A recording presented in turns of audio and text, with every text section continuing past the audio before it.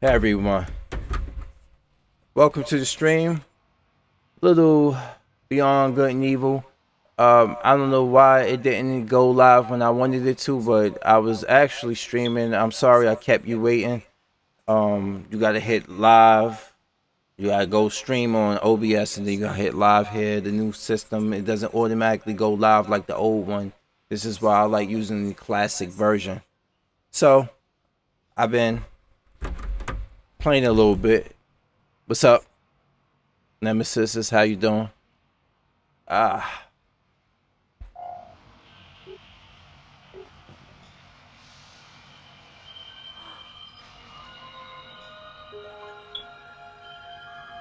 We're gonna be able to pay to get the hovercraft fixed with that. Hey, Secundo, scan this for me, will ya? Okay, Yates. this game is 16 years old. 16 came out in 2003 for this is PlayStation 2. Una per Daramis. Bueno, Yates, but be careful. I did a checkup on you after your fight, and I noticed something got inside your Says side. error. YouTube is not receiving enough videos to maintain smooth streaming. Oh god.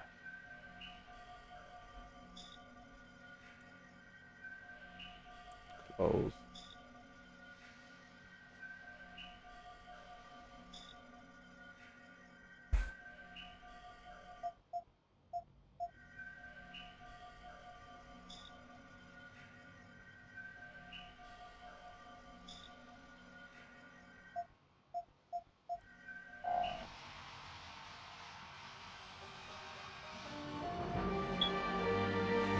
Alpha sections, Patrol 21, all's clear. You may go up without fear. Yeah, I saw that earlier while I was at work that your stream got fixed again.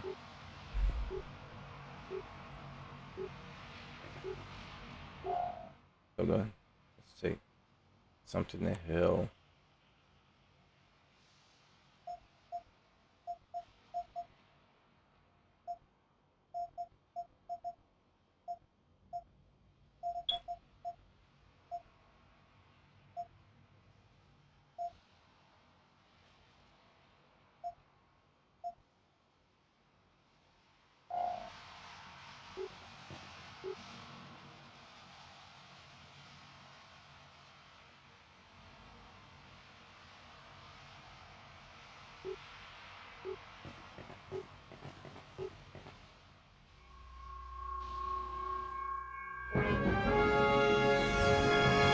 Here on Hillis, war has once again reared its ugly head, striking the civilian population.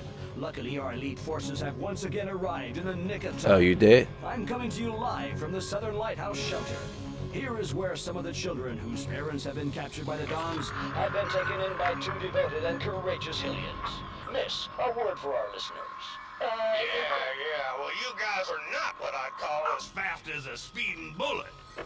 Keep doing nothing, and next time, there'll be nothing left here to save. Cut! Hey, Pop, stay zen. Don't get your snout bent out of shape. All right, boys, that's a wrap. Pack it up. Pig.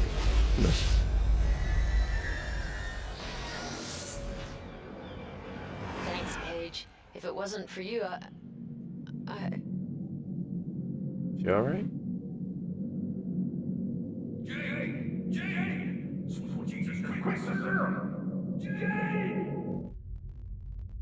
I never really got to finish playing this game, so I'm pretty much in the dark. They finally are making a sequel. People asked about a sequel for this for like over nearly 2 decades. But I need to play this to know the whole story. I'm fine, Paige. I'm fine. Still no power? Nope.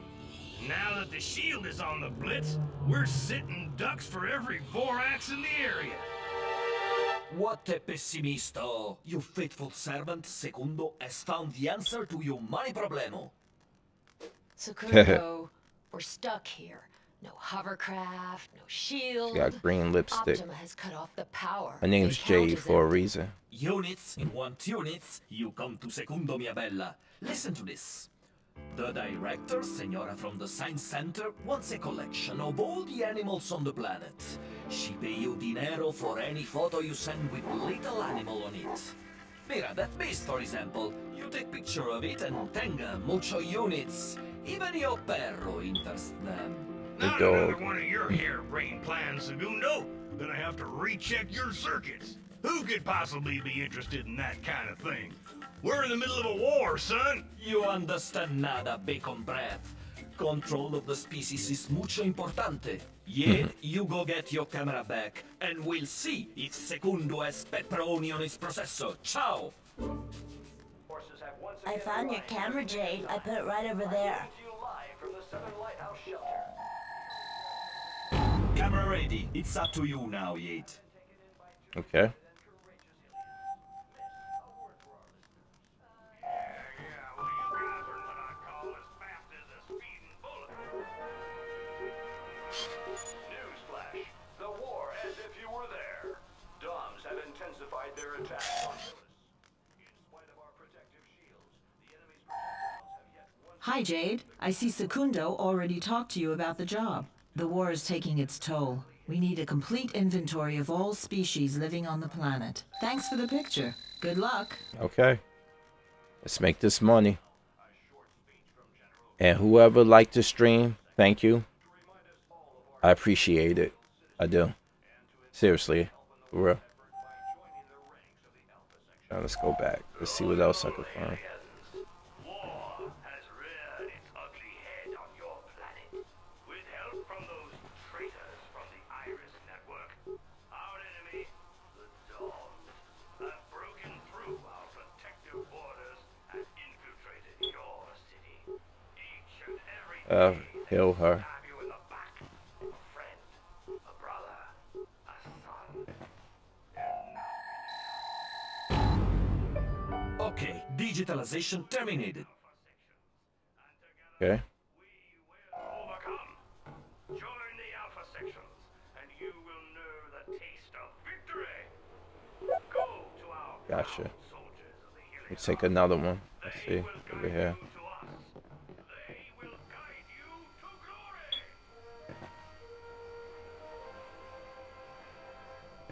Newsflash. The war as if you were there. Good. Need those. Garage in the South Bay was almost destroyed by the last Dom's attack. Thanks to the courageous efforts of the Alpha sections, the catastrophe was avoided.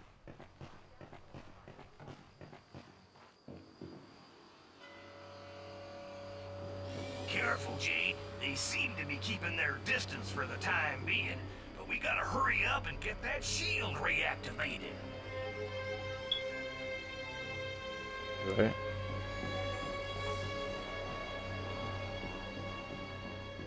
Said R2 to run. Okay. Let's see where I gotta go.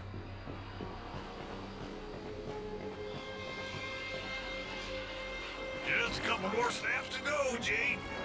Jade reporting. Jade reporting. Mission M-Disc standing by.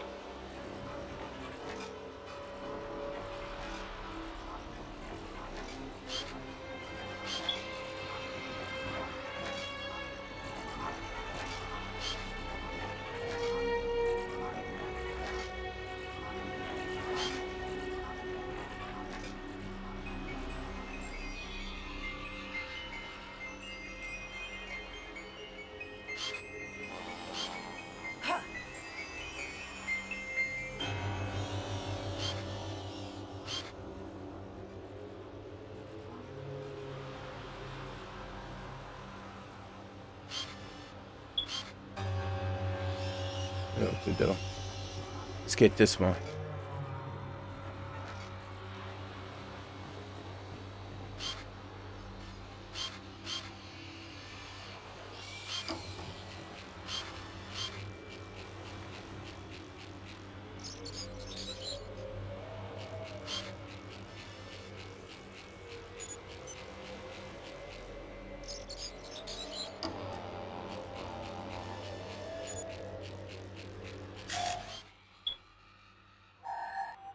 A field armadillo. They're becoming very rare.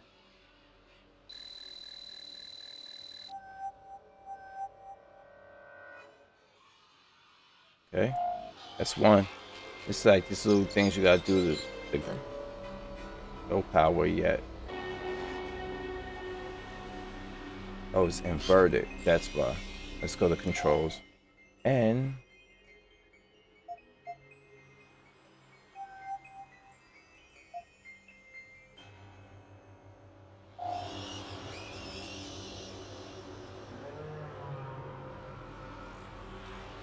how can I get rid of these inverted controls? I hate inversion. Hey, what's going on, Zonex? I'm not a pilot. Down, I want down to go down, not down to go up and up to go down. I hate that shit.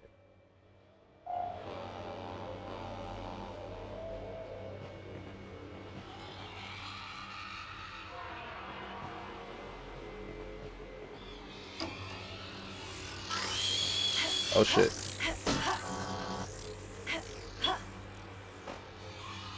Oh shit, get up.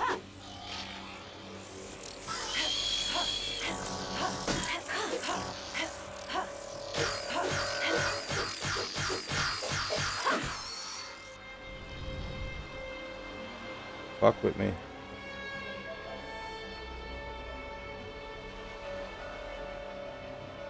I have to deal with you.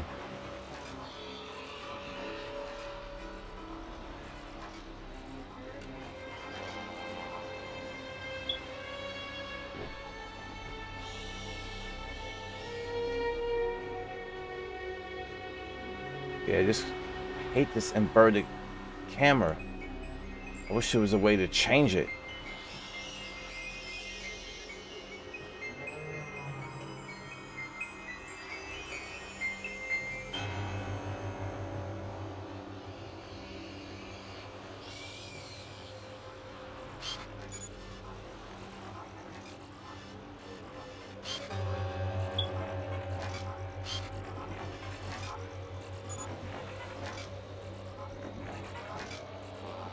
I can get a picture of him too?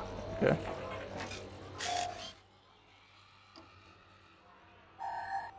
The inventory is coming along. Thanks again.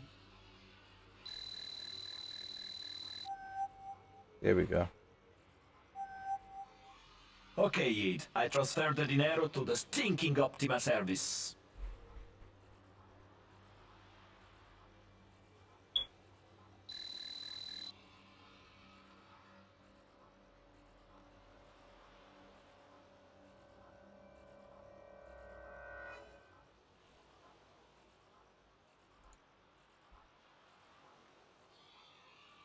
Back. Okay. Damn, we in the hole that much? Electricity restored. There we go. For choosing Optimus. Hey, yo, Bill.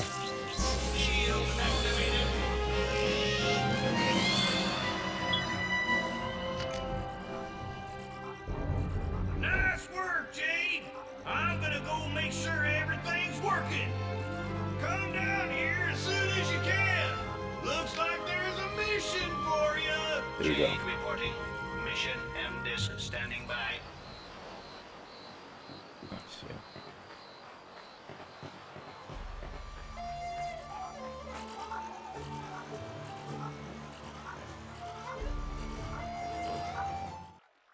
Hang up. I'm doing well, man. 6:30 here, couldn't sleep. Girlfriend problems. It's been hard.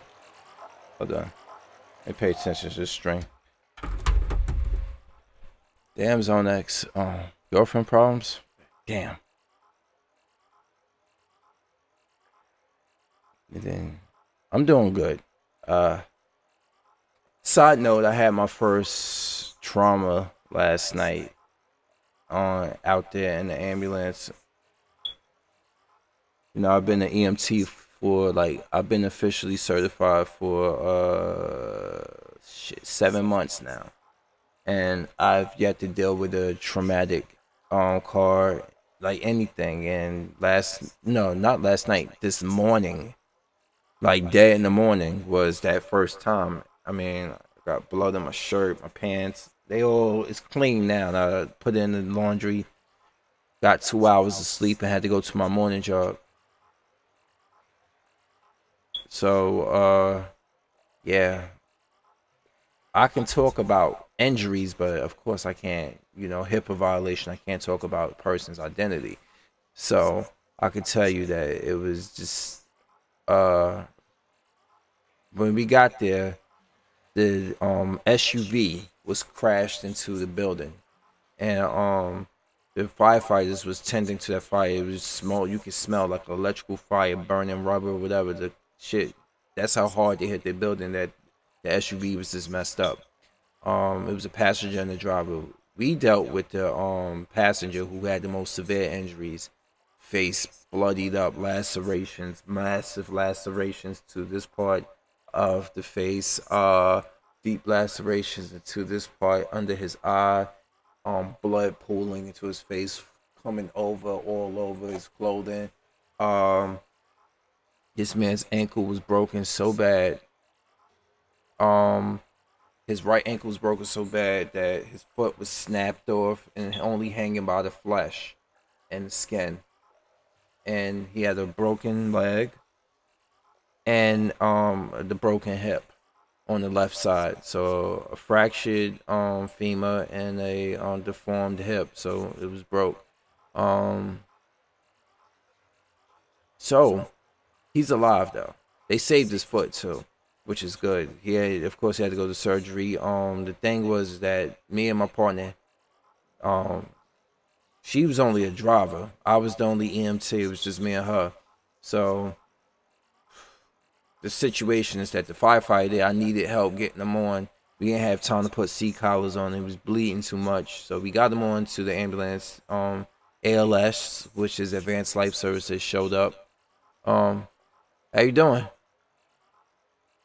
So the ambulance the Advanced Life Services, which is the paramedics, showed up, and we got to work on them. I had to find my shares. It was just madhouse. I had to collect myself because I ain't want to panic like a rookie because of blood. Blood isn't the issue. I've been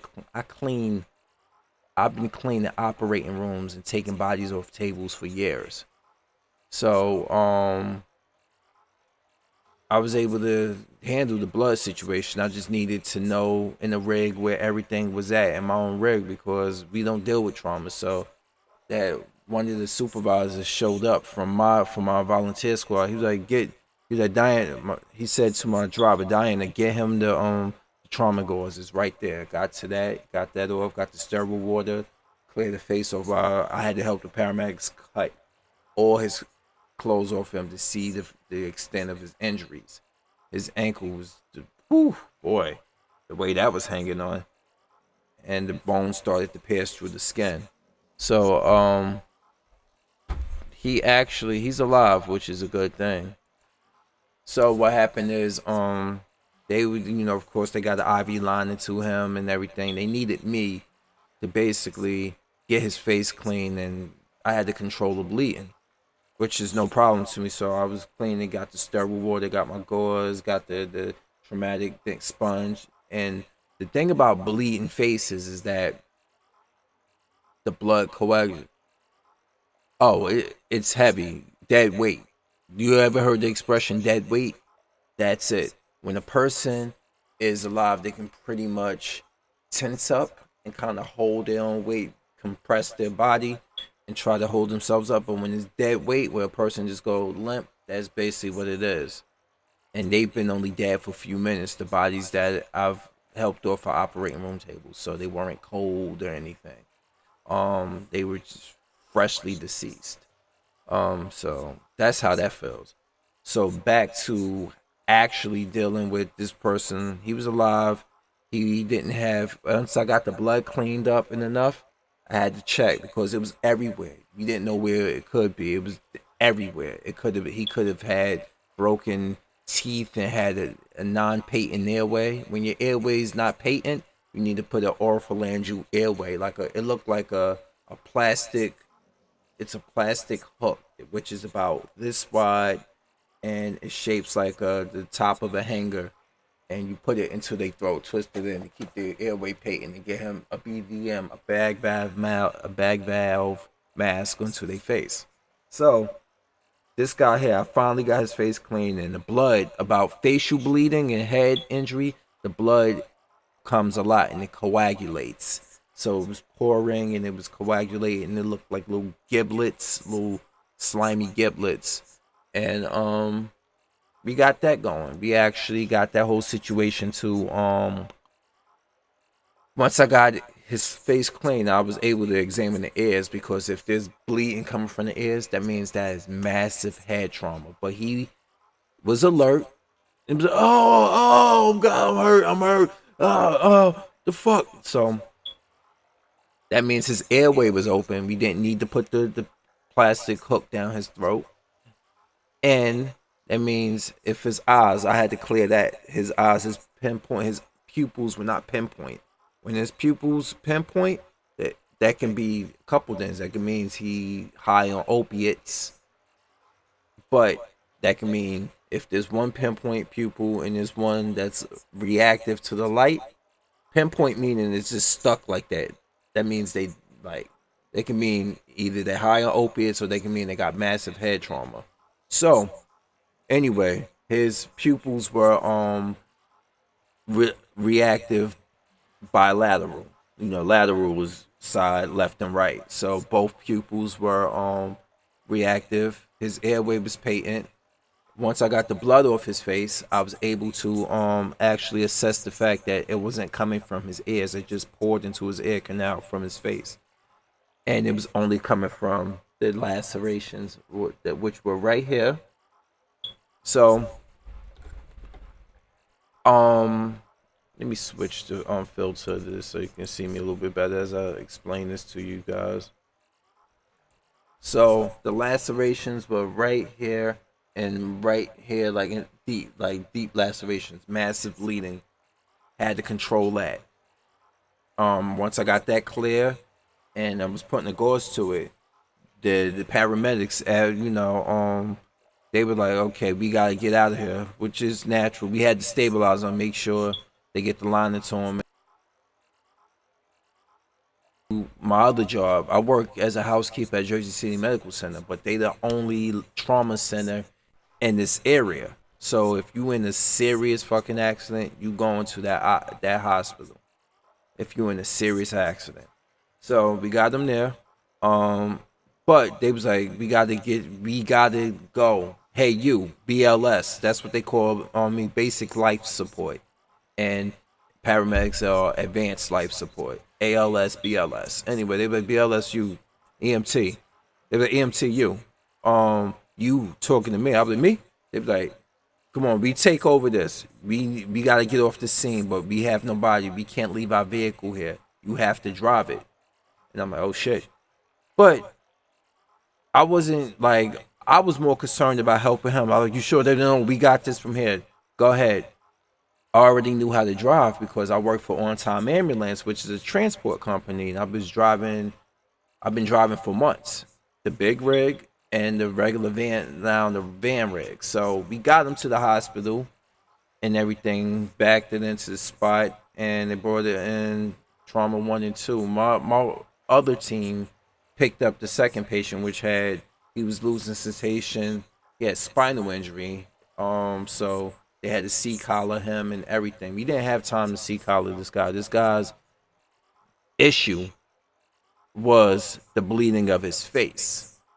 So there's, by routine, you can go through all these things. Oh, C-collar, whole C-spine precautions. But when he's sitting there, he's on the ground, and he's bleeding out the way he is, you want to get him onto that ambulance stretcher as soon as possible, quickly as possible. Secure him and get him onto the ambulance, transport off the scene, or stabilize the patient first, control the bleeding, and get him there. If the injuries are life threatening, this is why you need multiple people to work on you.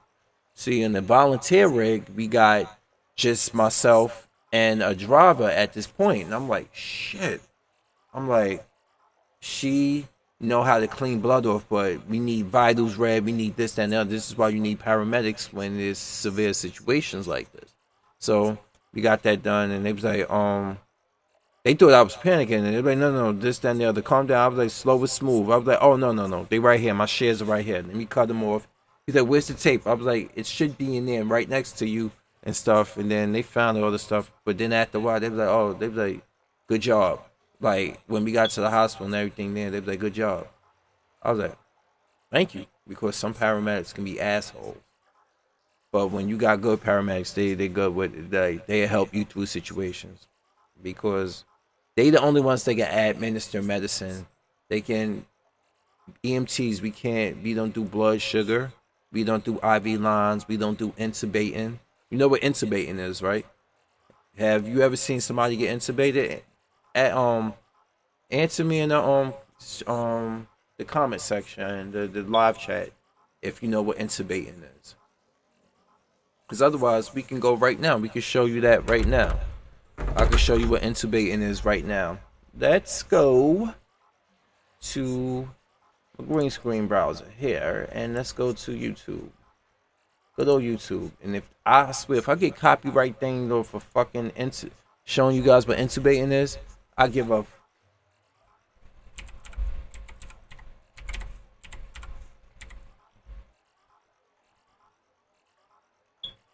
Intubating the patient. Here we go. They're gonna, let's demonstrate on the dummy right here.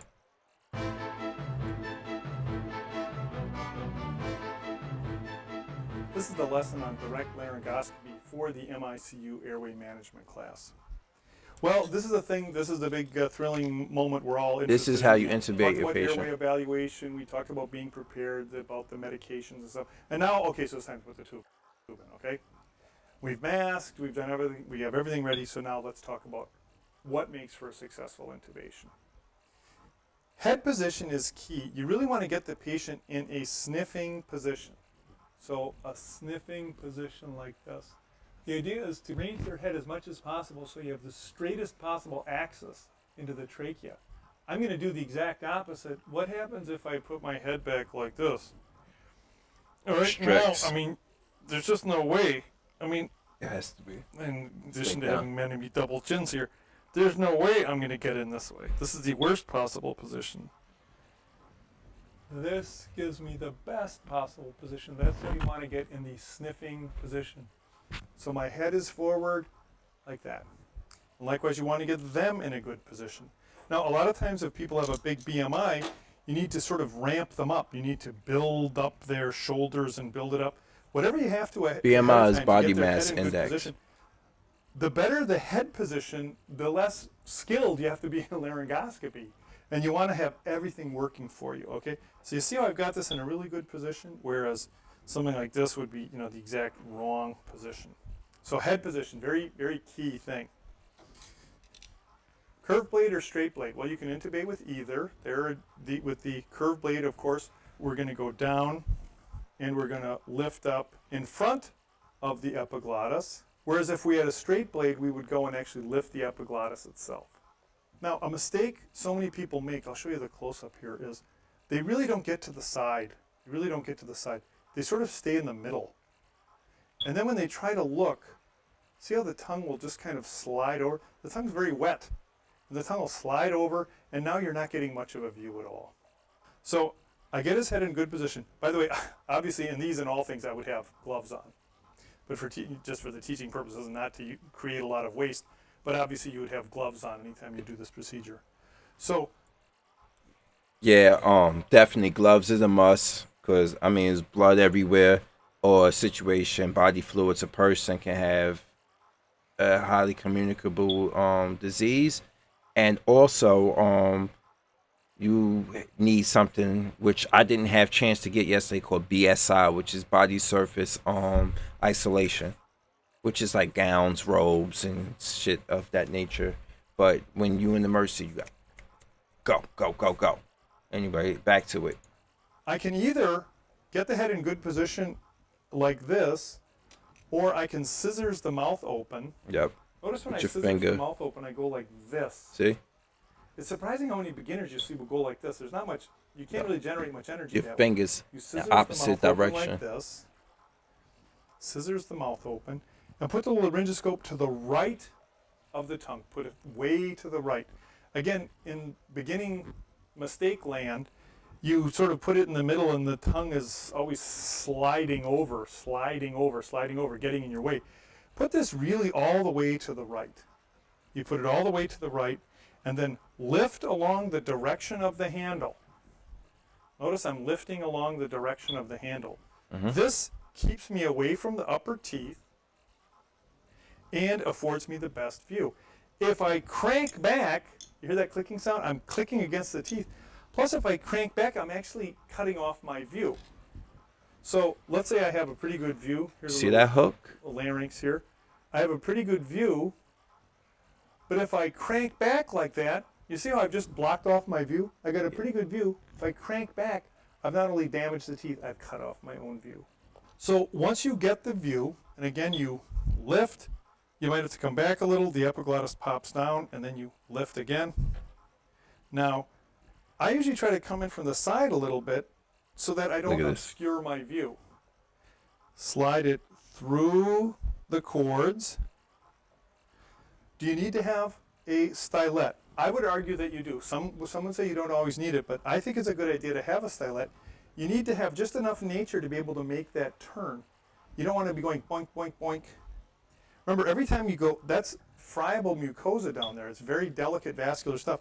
If I'm going like this a whole lot of times, I'm going to stir up a lot of bleeding. And then, just to let you guys know, when that tube is down your throat, that means you're in serious distress and your life is really compromised when that's going down your throat. But don't worry, I forgot to tell you guys, I don't know if they're going to mention it in the video, you will be paralyzed with a dosage of ketamine, and it kind of makes you not remember all of the details of getting the tube down your throat.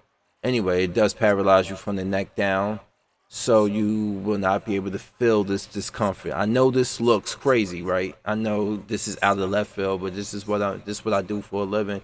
I see people do this. One day, I would like to go to school for this in like a year or two, once I've had more experience. So, yes, you are administered the dosage. That's why they got to get the IV line into you, so you can see the fact that you are getting so you can be given that ketamine dosage to paralyze you, so they the neck down temporarily, so they can intubate you, because you will panic. I don't care if you unconscious or not. Once you feel that tube going down your throat, once they paralyze you from the neck down, you can't feel that. You can't feel you can't feel that at all. Even touching my throat in that nature makes me like that now, gag reflex. That's why they have to paralyze you, keep you stable so you won't like that. That's why they do that. That's why the ketamine's there, make your body just go limp, neck down. You don't feel that hair, you can't fight back. Two birds with one stone. And it doesn't compromise, most of the time it doesn't compromise your vital statistics, your vital stats, like your blood pressure, your blood sugar. That's why they check you first. This is why they put the EKG. That's the thing, another thing a paramedics got is the EKG machine. The electrocardiogram machine. They always got that. They always test your blood sugar. Those are the basic things for a normal person whose mental status is altered. Like stroke victims, people with anything, loss of consciousness, they got to check them for this certain reasons. It could be a head injury, all this other, it's just different things. But within our parameter as an EMT is if a person has CHF, which is congestive heart failure, we are recommended to use a device that we don't carry here in New Jersey, but EMTs should be able to learn how to use it. It's called a CPAP, CPAP, continuous positive airway pressure. It's a machine. You've seen it before. It got the the tube tied to it, and it has a mask. I'll show you now. What this CPAP is. Let's go to CPAP. CPAP machine. Let's go to demo.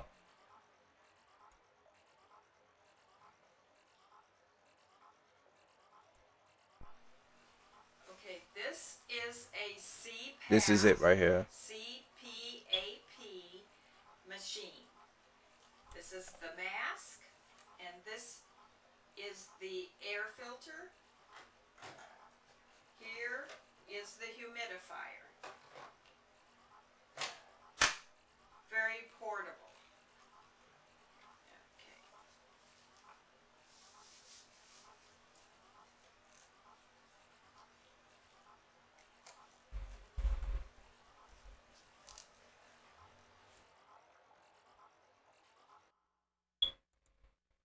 Now that's the CPAP, continuous positive airway pressure. Now, why would a person with congestive heart failure need this? Because congestive heart failure causes fluids because your heart's not congestive, meaning like the valves got this thick liquid on it. Let's say, for example, you ever see those smoking commercials and they show you, well, let's take a look at a person's lung and you squeeze the valve out and all that fucking gook came out of it. Let me, you know what? Let's take it there for a second. Let's see if they have it on here. It's probably too graphic. Let's see. CHF victim.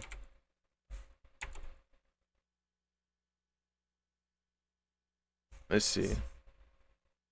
Victim valves. Let's see if anything pop.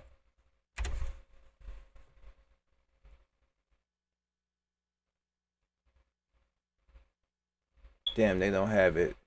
They don't have, of course they wouldn't have it on here. But anyway, like to show you in detail. Once your valves are blocked,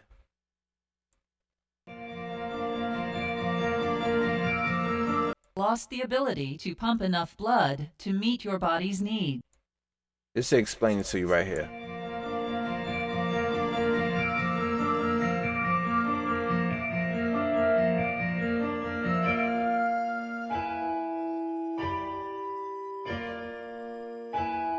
And this is all stuff you can get at young ages, like in your 20s and up. So I'm only showing you stuff because this is what I'm into, and I want to make sure you guys. Your heart has lost the ability like, to pump enough blood to meet your body's needs. You may have weak or damaged ventricular walls that are not able to push enough blood out of your heart. You may also have stiff and thickened ventricular walls that do not allow your heart to fill with enough blood. If you have left-sided heart failure, your left ventricle does not deliver enough oxygen-rich blood to your body, making you feel tired and out of breath. Your failing left ventricle also increases the blood pressure in the blood vessels between your lungs and left ventricle. This increased pressure forces fluid out of your blood and into your lung tissues, which makes it difficult for you to breathe. That's exactly what I wanted to show you guys. The fluid, because your heart and your ventricle failure, you have a ventricle failure on your left side for the most part, because the heart, the left side is the strongest side. Anyway, when you're not getting enough blood, like the fluid, it's not pumping properly, so the fluid from the blood separates, causing it to back up into your lungs and into your ankles, which causes a condition in your ankles called edema. And when you have edema in your ankles, they like elephant stump. That you see a lot of. If you see a obese chick trying to hit on you and she got those ankles, she's a ticking time bomb. She need to take care of that. And besides, you shouldn't be dating an obese woman. That's just me. Anyway, the edema, the fluid will go into the ankles as well, causing edema. That's the telltale sign of congestive heart failure. Anyway, once that's in your lungs, you short of breath, you tired. You can't. You got maybe you can speak 5 to 7 words a minute. That's how it is. You feel like you're drowning. So what that machine I showed you earlier, the CPAP machine, continuous positive airway, meaning it's pushing, because you know when we breathe, it's like that's fast. That's with a person with CHF. Like,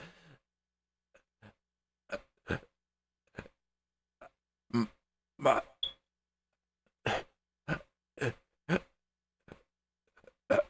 name. They speak like that because that fluid is like it's not pumping. It's that fluid's there. They're drowning in their own fucking lungs. To be honest with you, that's what's really happening. So the CPAP takes that air and pushes that fluid out of your lungs because your lungs aren't recoiling and retracting that liquid. Now, what is because that liquid's there, they're not really giving recoil you and pumping it out. So that pressure is constant, continuous positive airway pushes that into the third space, the intercostal space, and your body will expunge it through regular digestion, regular urination, things of that nature. So that's what the CPAP is for, to get that for people with CHF. And some people have difficulty sleeping. It actually helps with that as well. My friend George uses one over in Korea where he's at. He's told me. But this is its major function is for people who suffer these heart things, that this congestive heart failure like you see here. So yeah. All right. Enough of grossing you out with it. And thank you, Zonex, for finding it informative. I hope everybody knows this stuff here. Like CHF is really like easy to get. My friend had it. She has it now.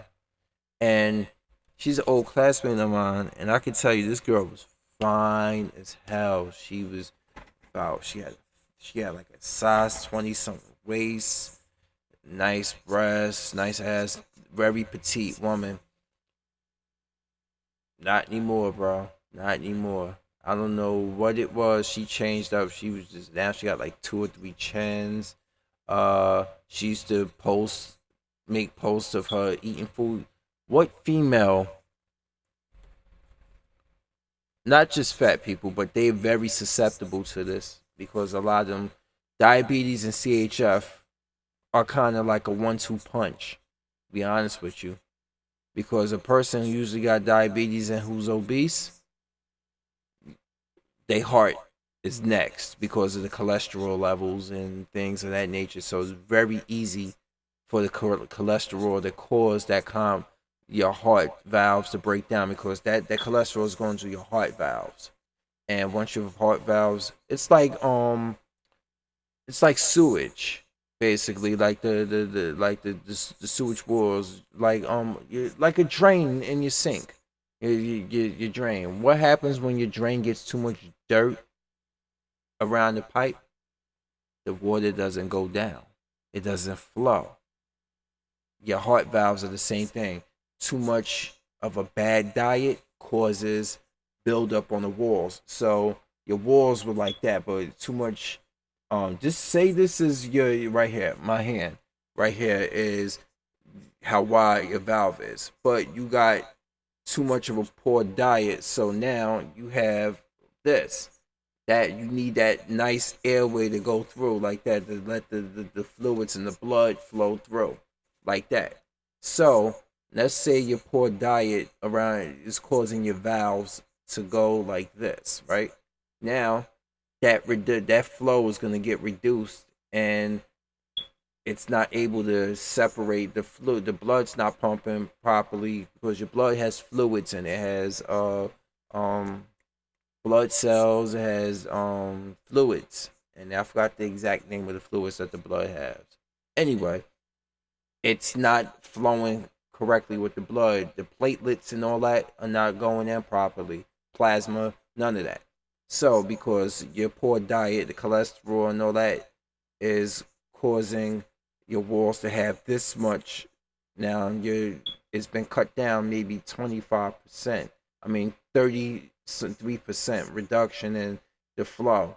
And then as it gets worse, it gets more and more like that. And next thing you know, it's only about maybe this flow here, and you lose a lot of mobility. You lose the ability to breathe properly, to walk, all that because your ankles got the edema. You feel lethargic, everything. Yeah. Um, just being counterproductive. But with CHF, once you have it, it's kind of whew. You have to change your diet. That will help you live with it and stuff. But let's see. Let's find out together how this goes. All right. Let's go to interact again. Let's look it up.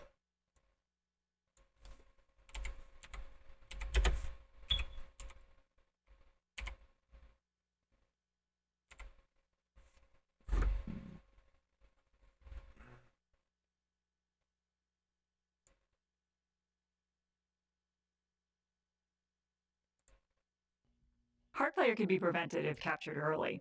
Early signs might be shortness of breath, swelling in your ankles or belly, early fatigability with usual activities that you once could do very easily. Also, if you have a family history of heart failure, pay attention to it. It's one of the strongest indicators that you also could develop congestive heart failure. And it's completely preventable if we catch it early. Coronary artery disease, arrhythmia, high blood pressure, diabetes, family history all make me think, this patient could have congestive heart failure in their future. And once I start thinking about that, then we start thinking about preventing it for you. Heart failure is diagnosed in the physician's office. You have to see your physician. When you speak with your physician, they do their physical exam. That's when the aha moment happens and they think, this patient may have congestive heart failure.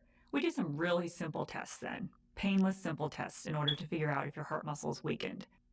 An echocardiogram, which is just an ultrasound of the heart, an x-ray, an EKG, which is a heart tracing, and some blood work. Those are the first steps to diagnosing congestive heart failure, and then that can lead to proper treatment.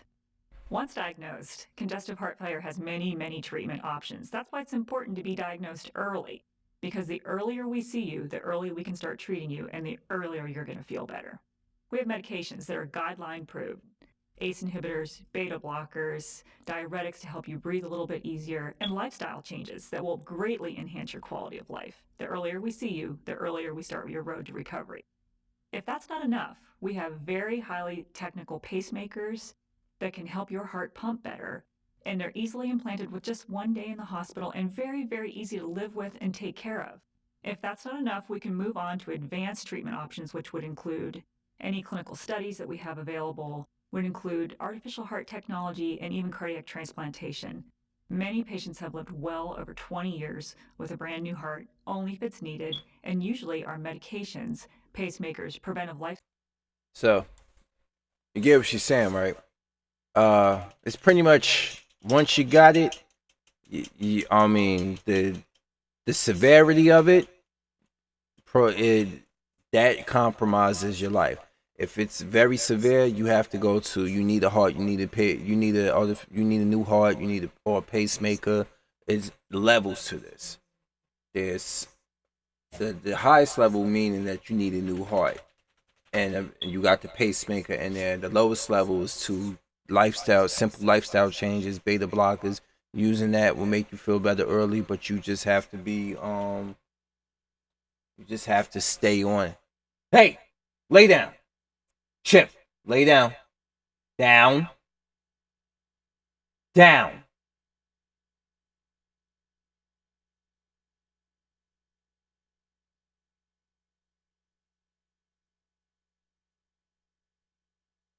Oh, dog drive me nuts. Anyway, yeah, so you gotta definitely stay on top of this. Like you gotta get on it. Like you gotta just watch it now. Like I know we all I like to eat. I like a certain thing I like to eat, but I know in moderation. There's certain things I can't touch. Right now, for like a week or so, I've been back on intermittent fasting, which is pretty much my window of diet is between 11:30 to 7:30. So 11:30 a.m. to 7:30 p.m. Between that window, I can eat what I want or eat very healthy within that window. But then from 7:30 to 11:30 the next day, I'm only allowed to drink water and coffee, but the coffee it can only have minimal, if none to minimal amount of sugar and cream, but minimal amount, meaning like for example, I had to use because I had to use almond milk as a creamer, like almond milk creamer, because it has little to no sugar in it. It has little to no sugar in it, and I had to use stevia instead of, like, I had to use that as a sweetener, a little bit of that.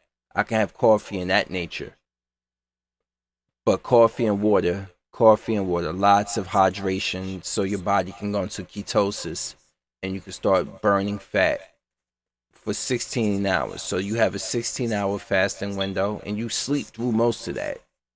If you smart, like 7:30 to 12:30, which is almost 12:30, that's already 5 hours that was since I've eaten. And then I wake up next day and I don't eat until what, 11:30 within that window. But a lot of water and coffee, a lot of that, it causes your body go into a nice ketosis. You lose weight. I'm starting to see a little bit of definition in my abdomen again. So diet's very. A lot of people, I'm gonna hit that gym. Gym is only 30% of your results. Diet is 70% of it. To be honest with you. And you're curious about multiple sclerosis. Your sister is suffering from it. Um she's a doctor and told me. Has she ever thought about using like bee venom? To be honest with you, bee venom I hear like extracted is very good for multiple sclerosis. And you drink a lot of water already, which is good. But yeah, I have bee venom works for that. You know how I found that out? Bee pollen, bee venom, because years ago this lady had I saw it on the news. This lady kept these bees around, and she'd take a bee because she grew them, and she'd take them and let them sting her. She was like, honestly, this is what's been helping me stay upright and mobile when it comes to multiple sclerosis. Her symptoms subsided. And what's the oil for marijuana? That too. What they call it again? The oil, the name THC? Yeah, THC.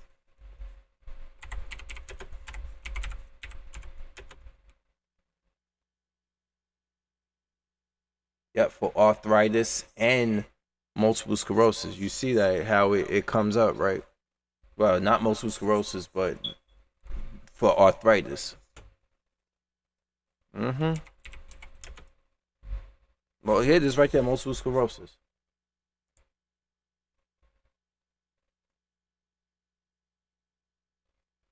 And there's like the problem with bee venom, with bee stings. Yeah, I told you, like, I've seen a lot of things with that, but we have to find different um ways to extract that. You have to find it. I ain't let no bee sting me. I've been afraid to get stung by bees since I was a kid. It's an annoying feeling, but a lot of people have found, as you can see with this whole listing of here, you have found a lot of people have actually used this therapy in some way, shape, or form. Somebody by now has to have extracted it, but since the bee population seems to be an issue within the world, I don't think many people are going to be extracting that or using this as a viable source because it compromises our bees are very important to nature itself.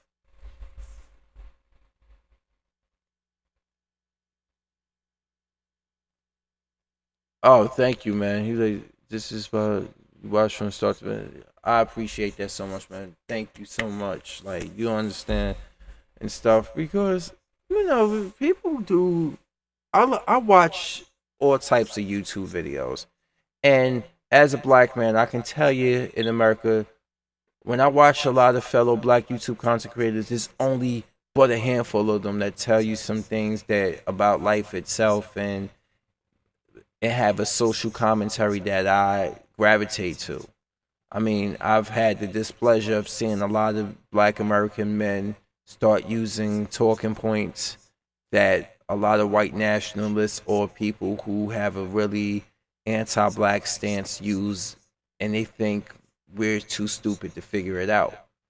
But I don't know if these black content creators are in on the joke or not, because a lot of them seem not to be in on the joke.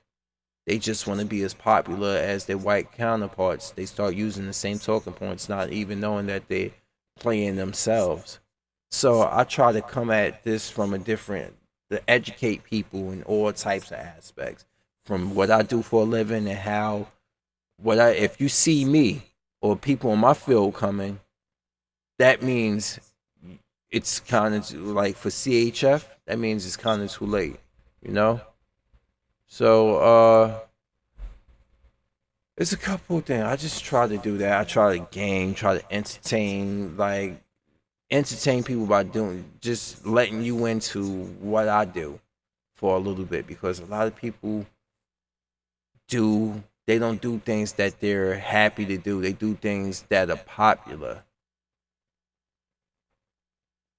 Let me see if it's available at this point. But I think wait a minute, the Discord might be down. I might have to do this again because I'm about to actually log off. I got a ambulance stint in the morning from 8 to 3, and it's midnight. It's past midnight here, so I'm about to actually bring this to an end and stuff. I didn't think I would get caught up in it, but I guess having that case this morning, that trauma case, really just got me into talking about this, because instead of panicking, I actually don't want to see anybody in situations that they don't need to be in. This is why I had to just put the controller down. Like, you know what? Let me talk about this, because I was not nervous at all. I just needed to collect my thoughts, like, where's my shit? This patient's in trouble. Maybe I'm not nervous that I can't help him. Just like you got that eustress. They call it eustress. I had to collect that, like, okay, my shares and my stethoscope are not where I left them. They must be, they're right there in the front seat. Here they go. Let's get it going. Let's cut this off the patient and stuff like that. Follow direction, because we have situation where I worked with last night with certain people. Sorry, feedback. I worked with certain people who butted heads, and I'm sitting here looking at them like, are you fucking kidding me? Are you kidding me? Do I have to smack both of you? I'm the elder here, but I don't throw. You guys have, you experienced driver. You have more EMT experience than I do. I ain't gonna throw my age around, because that's irrelevant. Experience is everything. But when we're in a situation and you're EMT that he goes and run off like he's a fucking superhero instead of going into the scene as a team, that is not a good look. That's not a good look. That's not how you train. That's not it. In class, they taught me, no, that's not how you do things. Let him run. He runs off and he gets into a situation when he gets hurt and stuff. That's not good. But yeah, it's not easy, Zone X. And next time, definitely. But I'm about to bring the stream to an end, because I gotta go take these contacts out my eyes, soak them, and clean them so they ready for later on today. And I gotta I gotta get me some sleep, because I already took a nap earlier. I was running off for 2 hours of sleep at work, because once I got home and got to bed, it was 3:30. I had to wake up for 5:30 for work in the morning. at my full-time job. So I gotta go right now, y'all. Thank you anyway for the 2 likes. I appreciate the 2 likes. Anybody watching this, I'm glad you stuck by. And Zone X, as always, thank you. Thank you so much. And everybody else watching, good night, and I will see you later. Peace out.